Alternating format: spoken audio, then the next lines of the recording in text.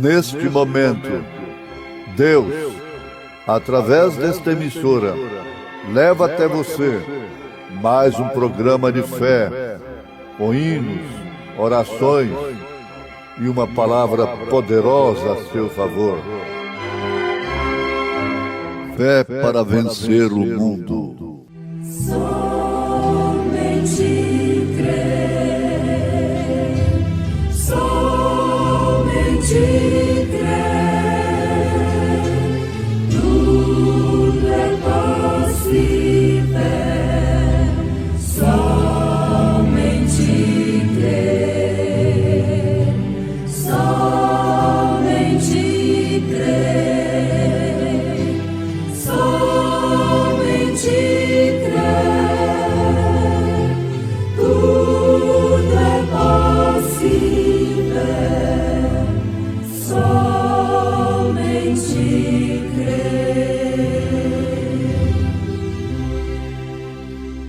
Bem-aventurado o varão que sofre a tentação, porque quando for provado, receberá a coroa da vida, a qual o Senhor tem prometido aos que o amam. Nós sabemos que Jesus está aqui. Eu andava lá no mundo abandonado, mas Jesus morreu na cruz pra me salvar. E agora canto alegre em sua igreja, porque sei que Deus está nesse lugar. Está aqui, está aqui. Nós sentimos que Jesus está aqui, está aqui, está aqui.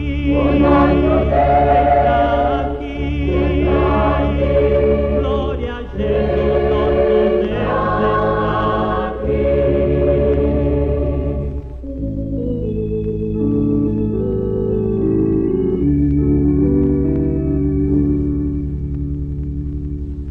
Nosso Deus está aqui nesse momento, porque é que nós não vemos Deus entrar,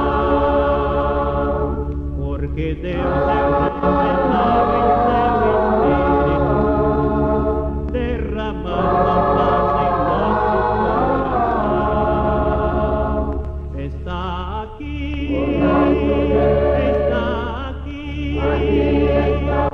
Nós sentimos que Jesus está aqui, está aqui, está aqui. Glória a Jesus, nosso Deus está aqui, está aqui.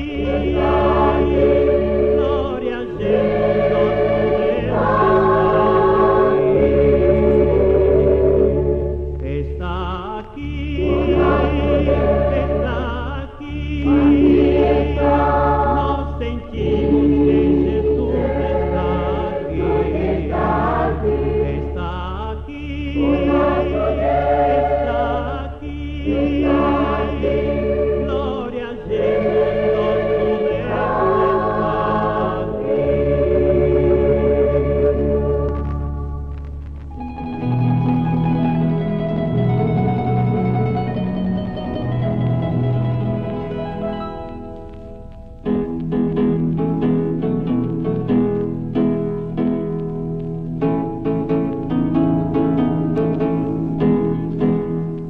A teoria da música, a técnica e a inspiração poética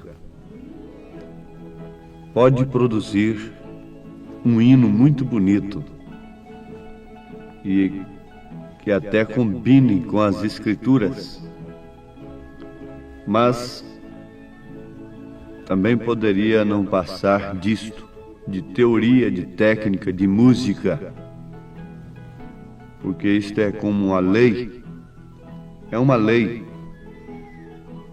que se reúne o necessário, o elemento humano, quando é vida técnica, quando é vida teoria, então tem que sair ali um hino muito bonito, muito lindo. A mesma coisa é a nossa vida. Nós podemos apresentar uma vida muito bonita, mas não passarmos de uns hipócritas, de sepulcros caiados, que não têm nada daquilo que representa ser. Por exemplo, está aqui. Nós sabemos que Jesus está aqui. Onde está Deus? Para nós encontrarmos Deus, é somente na sua palavra. Se a palavra estiver em nós, Deus está em nós. E se a palavra não estiver em nós, Deus não está em nós. Só podemos dizer que Deus está em nós se a palavra estiver em nós. Porque Deus é a palavra, e a palavra é Deus. Se vós estiverdes em mim, e minhas palavras estiverem em vós, pedireis tudo o que quiserdes, e vos será feito. Amados, bem-aventurado o varão que sofre a tentação, porque quando for provado, receberá a coroa da vida, a qual o Senhor tem prometido aos que o amam. São Tiago, capítulo 1, versículo 12. Bem-aventurado o varão que sofre a tentação, porque quando for provado, receberá a coroa da vida, a qual o Senhor tem prometido aos que o amam. Em 2 Timóteo, capítulo 4, a partir do versículo 6, está escrito: porque eu já estou sendo oferecido por aspersão de sacrifício, e o tempo da minha partida está próximo. Combati o bom combate, acabei a carreira, guardei a fé. Desde agora, a coroa da justiça me está guardada, a qual o Senhor justo juiz me dará naquele dia, e não somente a mim, mas também a todos os que amarem a sua vinda. Vejam, 1 Timóteo capítulo 4, versículo 8.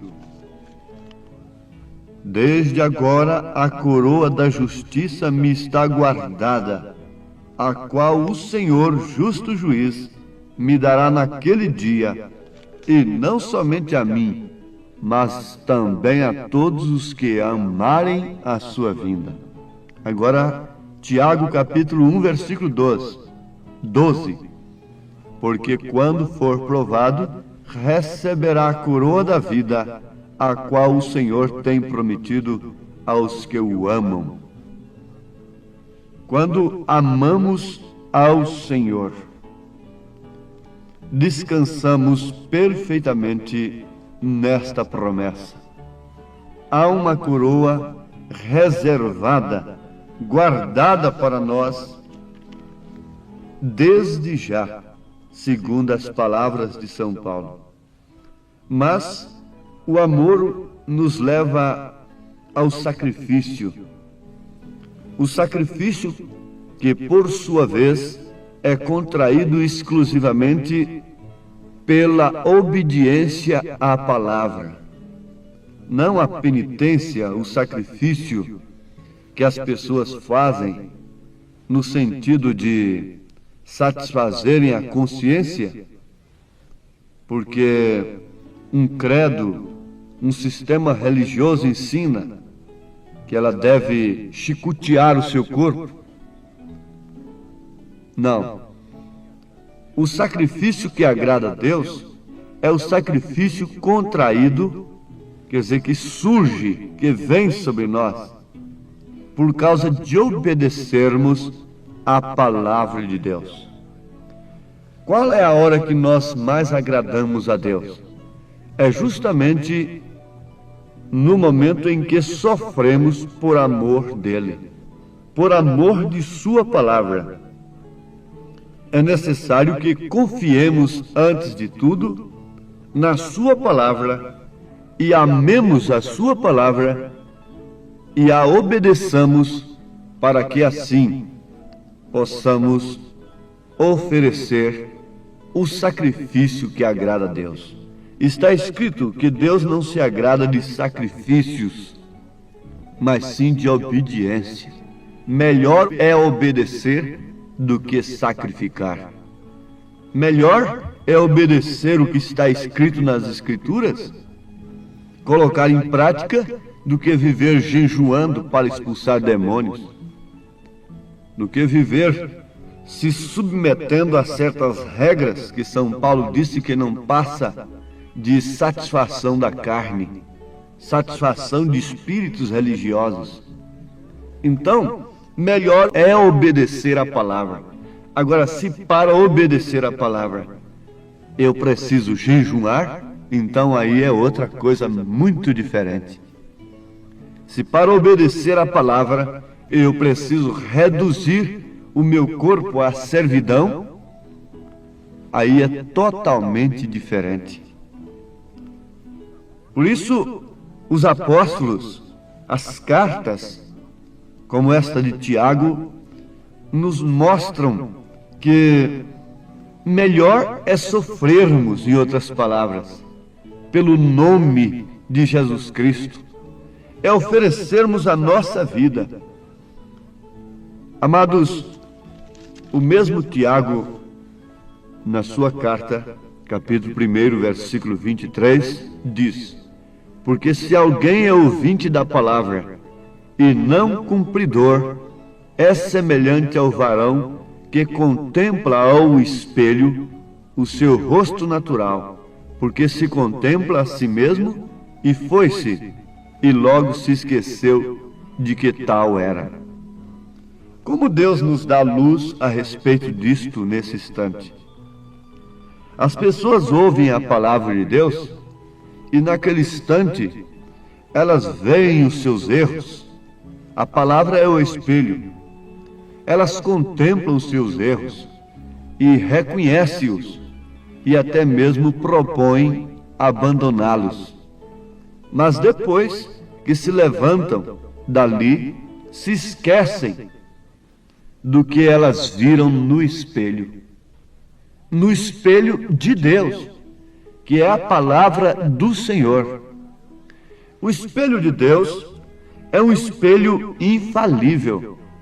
Nós conhecemos aquela história daquela princesa que era muito feia, e o seu pai, o rei, mandou fazer para ela um espelho mágico. E naquele espelho ela se via bonita, então tornou-se feliz. Para ela, todos os demais espelhos eram falsos. O pai conseguiu isto. E naquele espelho mágico, ela se via bonita. E só servia aquele espelho para ela. E ela se engraçou, se apaixonou por um príncipe de um país vizinho seu. E de uma tal maneira que não tinha meio. Ela, por todos os modos, queria se casar com aquele príncipe. E o príncipe, por sua vez, não queria se casar com ela. Não queria de maneira alguma. Porque ele a via como ela era. Ela era horrorosa, muito feia. E ele não queria se casar com ela e procurava fugir o máximo dela. E ela insistia tremendamente. Até que um certo dia, quando ela fazia aniversário, ele mandou um presente para ela. Comprou um espelho real, verdadeiro, e mandou para ela, muito bem embrulhado, e foi uma carruagem levar. E quando chegou lá, ela recebeu com muita alegria com muita satisfação, quem sabe dizendo, bom, agora tudo está para mim. Ele se lembrou de mim no meu aniversário e ficou muito feliz, ficou muito alegre quando ela recebeu o presente. Mas logo ela correu para seu quarto e queria ver o que é que tinha ali dentro.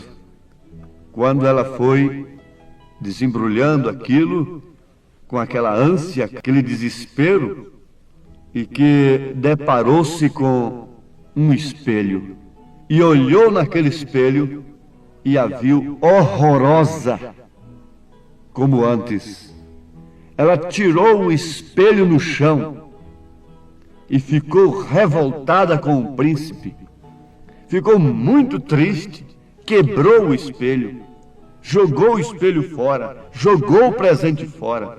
Não é o que muita gente faz com a mensagem, com o evangelho? Na hora que recebe com alegria a palavra de Deus, mas quando ela mostra a sua imagem, o seu estado, então o que faz? Prefere o espelho mágico, prefere a doutrina fácil, prefere outra coisa mais fácil, que lhe mostra bela, que lhe mostra tudo bem. Isto não faz mal, aquilo outro não faz mal, aquilo outro não faz mal. Então esse é um espelho bom. Mas nós devemos encarar no espelho de Deus. E Tiago está dizendo que aquele que ouve a palavra e não ama a palavra, não ama a vinda do Senhor. Não tem uma coroa para esta pessoa. Não há uma coroa para ela, reservada para ela. Por quê? Se você olha no espelho de Deus, é a mensagem, é a palavra do dia que nos mostra o estado em que estamos. E contemplamos as nossas faltas. E ao invés de abraçarmos aquilo, e aceitarmos aquilo, e reconhecermos aquela repreensão, nós endurecemos o nosso coração, nós preferimos continuar como estamos. Então São Tiago está dizendo, porque se alguém é ouvinte da palavra e não cumpridor, é semelhante ao varão que contempla o espelho o seu rosto natural, porque se contempla a si mesmo e foi-se e logo se esqueceu de que tal era. Logo se esquece do que ele foi também no passado. Paulo não se esqueceu disto. Paulo não se esqueceu disso, escrevendo a Tito, ele disse, porque também nós éramos noutro tempo insensatos, desobedientes, extraviados, servindo a várias concupiscências e deleites, vivendo em malícia e inveja, odiosos, odiando-nos uns aos outros. Mas quando apareceu a benignidade e caridade de Deus, nosso Salvador, para com os homens, em outras palavras, quando veio o espelho de Deus, nós podemos contemplar o nosso estado, a nossa miséria. Veja quando o espelho de Deus veio para Isaías lá no templo, Isaías capítulo 6. Ele viu o pecado do vizinho. Ele começou com aquele legalismo? Não, ele contemplou o seu pecado. Ele não ficou muito preocupado com a esposa, nem mesmo com os filhos, porque a solução tinha que ser dele primeiro. Davi, pela mesma forma, no Salmo 51, ele diz, pequei, e o meu pecado está sempre diante de mim. Em outras palavras, eu tenho olhado no espelho de Deus e tenho encontrado a minha falha, tenho encontrado onde está a causa do porquê eu não tenho recebido o que eu desejo receber, o que eu desejo ser. Mas, meus amados, se nós nos pomos a orar, Deus chega na hora certa. E às vezes acontecem coisas que são justamente respostas do nosso desespero, da nossa oração. E se nós não tivermos mesmo revelação de Deus, nós não percebemos que Deus está mandando respostas diariamente das nossas orações. Porque quando nós olhamos na palavra, quando nós contemplamos no espelho de Deus, quando nós temos a graça de recebermos o espelho do príncipe, como a igreja quer se casar com o príncipe Jesus, sem receber o seu espelho, sem amar o seu espelho, sem amar a sua palavra? Mas quando nós amamos a sua palavra, nós reconhecemos que a nossa imagem é horrível, é feia, é horrorosa, e que daquele jeito nós não poderíamos nos casar com Ele mesmo, e Ele não se casaria conosco. Então o que Ele faz? Ele vem a nós e faz refletir a sua imagem em nós. É a beleza que Deus está requerendo da igreja, é a beleza que Deus está requerendo de nós. É a sua imagem. Deus fez o homem à sua imagem e semelhança. Através de quê? Através do sopro da vida. E esse é o Espírito Santo que nós temos de ter. É Cristo em nós, é o caráter de Cristo em nós. Então, tendo a unção do Santo, nós sabemos onde ir, nós sabemos onde pisar, nós sabemos de uma maneira sem precisar de legalismo, de imposições, de ordenanças, de coisas assim. O Espírito Santo nos dirige como o pastor dirige a ovelha. O Espírito Santo nos dirige em toda a verdade. Essa é a promessa de Jesus. Jesus não disse: quando o Consolador vier, vocês vão falar em línguas, vocês vão profetizar, vocês vão curar doentes. Ele diz assim: o Espírito Santo vos guiará em toda a verdade. A imagem de Deus se nos fez por amar, para a glória divina ao mundo mostrar. Mas o homem falhou e de Deus se afastou, sem ao menos prever o que iria perder. Oremos. Pai eterno, te suplicamos em poucas palavras que possamos, acima de tudo, amarmos a tua palavra, o espelho do Senhor, e que a imagem do Senhor possa refletir em nós, para que o Senhor esteja aqui neste corpo sujeito às paixões como Elias foi, aqui neste corpo, Senhor, sujeito às fraquezas, mas refletir a imagem do Senhor, porque a nossa imagem é horrorosa. Nós queremos a imagem do Senhor em nós. Por isso aceitamos o espelho de Deus, a palavra do Senhor, e queremos ser praticantes e não apenas ouvintes, em nome de Jesus Cristo. Amém, Senhor. Amém.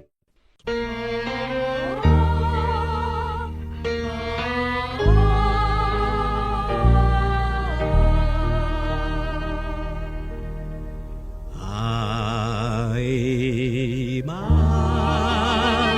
de Deus se nos fez por amar, para a glória divina ao mundo mostrar. Mas o homem falhou e de Deus se afastou, sem ao menos prever o que iria perder. Da eternidade, pois, Deus planejou redenção da cruz ao pecado.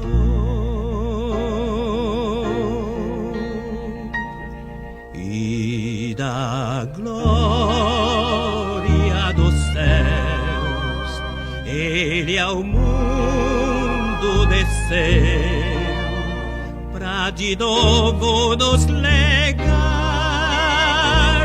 a imagem de Deus.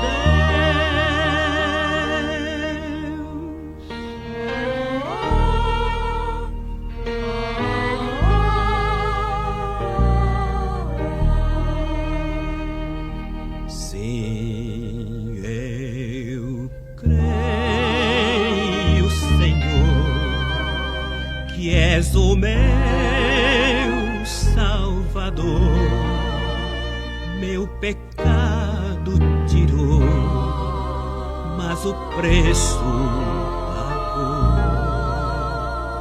Viverei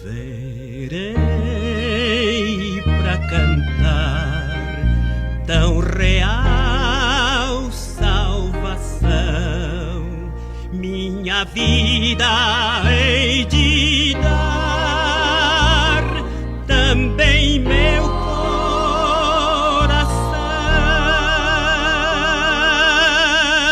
Nunca compreenderei tão grande amor que o seu filho deu ao pecado.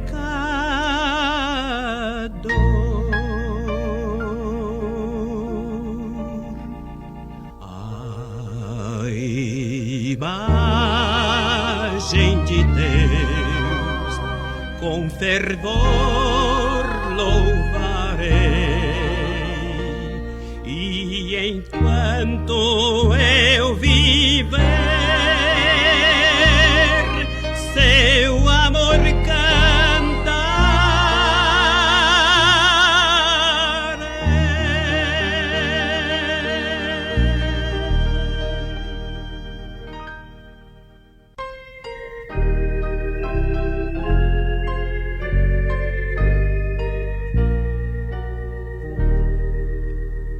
eu andei a sós com Cristo em divina comunhão, e não mais me atrai o mundo, pois estou em sua mão.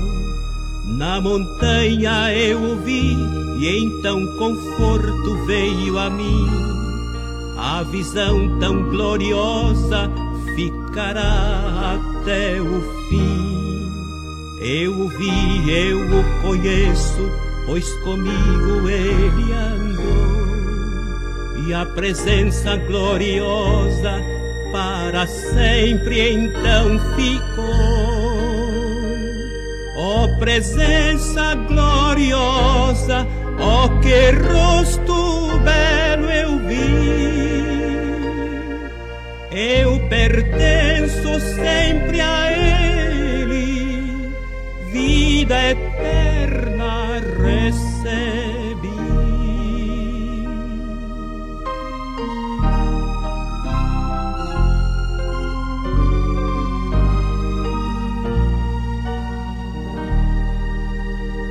Eu estava em fraqueza, quebrantado o coração, meu pecado foi levado, tenho sua proteção.